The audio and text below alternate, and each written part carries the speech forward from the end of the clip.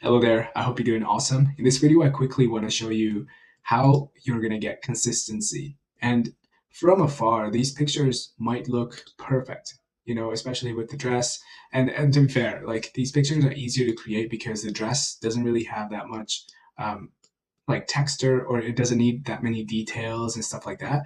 But when you're creating images, wetsuits, for example, or things that have multiple textures, multiple places for logos, that's where it gets a little bit tricky to get consistency. So that's exactly what we're gonna try to, what we're gonna try to get at today is how you're gonna get consistency. As a little bit of context, my name is Avi, and I run 100creatives.com, 100creatives.com, and we deliver images like these, brand photo shoots for apparel brands. So if you're one of those people who doesn't want to tinker with all these, I'd be happy to help. But I've been working in workflows for over a year now, and first it all started with N8N and then Weavy, there's a couple of things that I know for sure is that yeah, people think that once you make a workflow, that's that's all you got to do in order to get consistent results like this, or results for your products even better than this. As you can see, like this isn't even very consistent. Like haircut is off. This is totally butchered, and the haircut's off here, and these are fine. But again, if we looked closer, we'd be able to find things that are just not consistent. And that's exactly what we're trying to do here. So I've been working in these workflows, yeah, especially yesterday, for over 10 hours, and like continuous 10 hours. Like I started at 4 in the morning, 4 a.m. And then I think, well, not even 10 in that case, it would be 5. Yeah. So I left at 5 p.m., starting at 4 a.m. So that was 13 hours. Sorry, I haven't had my coffee yet. It's 5:30 in the morning. So I don't know what I'm talking about, but I wanted to make this video, especially from the experience that I learned from yesterday, because I feel like there's just a lot of um, over expectations that we need to kind of be on the same page on when it comes to like creating these workflows, and that hence why you see this spider web, and I'm going to go through that. But let's move to a simpler workflow for just a little bit. Essentially, what we have here is a visual reference area. So this is where you would kind of give it an idea of what exactly how do I want to shoot these images? Okay, so it'll be like a photography point of view section where you kind of give it an idea of the actual shoot. Now, what it's going to do is it's going to analyze these images. It's going to understand how these images are shot. As you can see, shadows and kinetic movement, all of them have the movement in common, and a little bit of blurry action here. And by the way, if you turn these into videos, like movement images do great. So, anyways, um, yeah, so we have this reference images and a prompt that tells the system exactly that hey, please go ahead and analyze all these images to a greatest depth so that we can um, take that as part of our photography direction. And so this is what it comes up with. As you can see, we have one line essence is explosive, athletic momentum, capturing raw speed and energy of the uh, runner's stride, and yeah, like it just looks at the color palettes and stuff. So if you have any brand, uh, which you probably would, if you have any like previous photo shoots that you've done actually in the real world, you can also plug them in here, and the system will kind of follow the patterns. Now, this is for something that, like I tried to make it very easy for you to be able to um, enter information in the system. And so what it does is it essentially just goes, you just answer all these questions: photography style, brand name, website, color palette, the taste, the archetype, and all that stuff.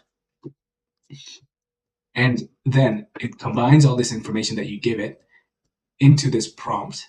So this is, if you don't have this, you could use this, but since we have this, we can just um, bypass this and directly go to here, use that as a prompt, and also plug it in here. Um, Yeah. So what we're doing here is passing this information to the creative director. Now, another mistake a lot of people make is thinking that just one workflow is going to work for everything, and that's just not going to be the case. And if you try to, try to accomplish that, I think it would just be a waste of time and you'll get frustrated. So in order to avoid that, try to have some different, like, specific workflows for specific tasks. And okay, so what we're doing here is creative direction here. So the first thing that it does is takes the reference images that we got and then plugs them, not the reference images, this brand context or brand Bible, the unified visual DNA, if you will. Uh, it basically plugs it into the the creative strategist, and then we have a system prompt. So essentially what we're doing here is telling the creative director to basically think about, okay, this is our brand. We've got an image here. As you can see, image is also coming into this workflow, like, and this is the character. So this is our brand. This is our model. You need to think about, and we need to do a photo shoot that looks like this, and you just need to think about what we're going to do today. And so it'll go ahead and do the thing and give you like 10 ideas on 10 different concepts. Now, for each concept, then we pass it into the prompt engineer. So, what it does is it writes down instructions the way our image models understand in order to get us exactly what this person, this agent here, decided. So, it's taking the visual concepts that creative director created and writing prompts for it. Then the next thing it's going to do is we combine the prompt engineer plus the visual DNA reference. Then we measure it against the quality. So we make sure that it is, up to like brand standards or whatever. So and you can have brand standards here. You don't have to have visual DNA because essentially this visual DNA was made, well, ideally your brand images, but now these are different images. So from the internet, and if you are using the images from the internet, you can just have another node that connects to variable two, and that just tells the system that, hey, this is our brand guidelines. Just follow that. Got it? Now this agent basically outputs prompts, 10 prompts that go all in here into the splitter, and then they're all attached to this image generator. Now, as you can see, this is the reality check that you see on the internet. They're not always this cool. And often they need so much iteration, sometimes thousands of credits. So like you can blow like half your subscription or all of it in one sitting. And so it's a and that's the only thing that you can do because you can't just manually go and just edit one thing or remove one thing, right? It's you just have to create the entire thing all over again. And so, as you can see, like this is absolutely butchered. This is okay. This one is also not good because we don't have the product itself is just not consistent at all. This one's all right too, but who runs bare feet in the middle of a road? They just don't like. Yeah, so like images like these, they look sometimes they look appealing um, to a to our eye, but they're not very usable for brands. And so what you want to do in that case is basically come over here to this to this workflow and create a spider web.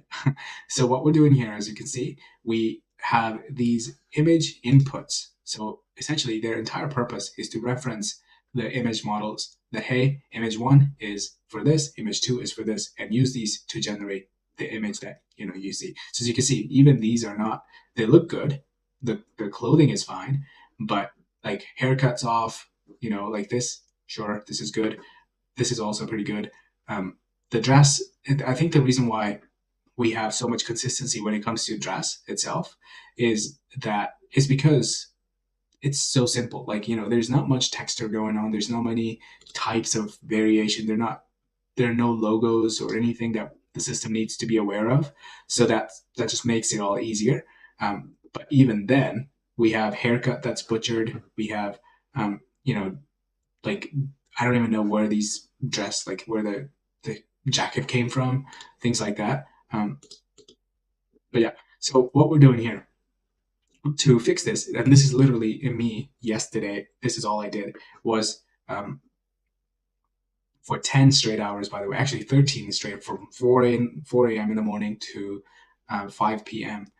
And so what we're trying to do is here give the image model, Nano Banana 2, more references. So essentially what we're doing is uploading an image of the model or the clothing, or different angles of the model or different angles of the clothing, or all of them. And we're telling the model to, hey, use this. So let's say this could be image 1. So all of these images are connected to each one of these. Okay, and we want to make sure that they are connected, and we know which one is which. So let's say, let's take an example of, let's say this is image 1, this is image 2, this is image 3, and this is image 4. So, and take an example of this. So we have this prompt coming in here, and ideally we would write it in the prompt, which would then come from here, and then there's this whole waterfall effect here. So this would come from the prompt, and we would tell the system prompt that, hey, image 1 is of the model, image 2 is the clothing, image 3 is different angles, so on and so forth. And so that the system could actually bake it into these prompts, so that we don't have to write we don't have to worry. So it could be automated a step further, basically. And let's take an example of this. So if we wanted more consistency, let's say the dress wasn't super consistent, we would basically solve that by connecting these images. So image 1, as you can see, is the model. Image 2 was the clothing. So on and so forth. And now we uploaded all these images, but we didn't really tell the system in the prompt that which image is which, because how else is it going to know? Remember, anything when you're working with AI, your output is only as good as your prompt. And that's the rule that I live by. And it has been helpful for me multiple times. So many times. And so what we want to do is give it an idea of all the references that we're attaching. Because if we don't, it's just going to assume things, and it's just going to try to do its best. And especially if we have, let's say, a surfboard or a skateboard in image 4, but there's also another person skateboarding, and that person wears different clothes. So in that case, we want the system to know that take the skateboard only from the image 4, so that, because especially, imagine our image 2 is of the red dress that she's wearing, but image 4 is of a different person skateboarding with a different dress. So we want the model to know that, hey, please make sure that you take only the skateboard and the shot or whatever it is from image 4, so that it knows that, hey, okay, I've got the dress from image 2, and then I've got the skateboard from image 4, and I've got the face from image 1, stuff like that. So that's essentially what you want to do for all of these images. And that's the number one way to get consistency in your creations, so that you don't burn through credits. And I hope this video made sense. I know it was a bit longer and tiny bit more technical and complex, but trust me, it's not that it's not impossible. You got this.